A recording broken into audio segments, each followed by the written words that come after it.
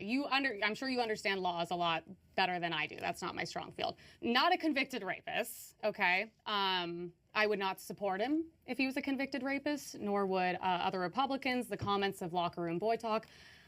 I don't care. I don't care what people are saying behind closed doors. I think that's a very normal way to speak for a man.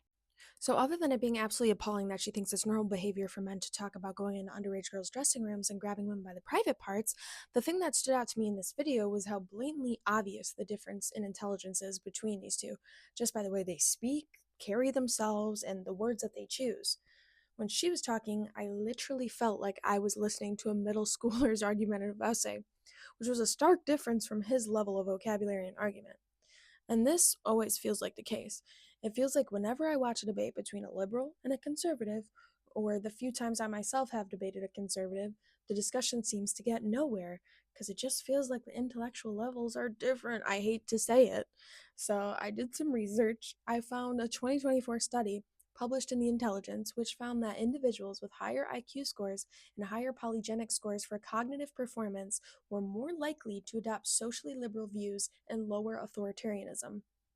A different study conducted in 2022 also found that education, often highly correlated with intelligence, is consistently associated with more liberal views due to factors like increased critical thinking skills. These two studies, among a few others, found that intelligence is correlated with a range of left wing and liberal political beliefs, and that this may suggest intelligence directly alters our political views.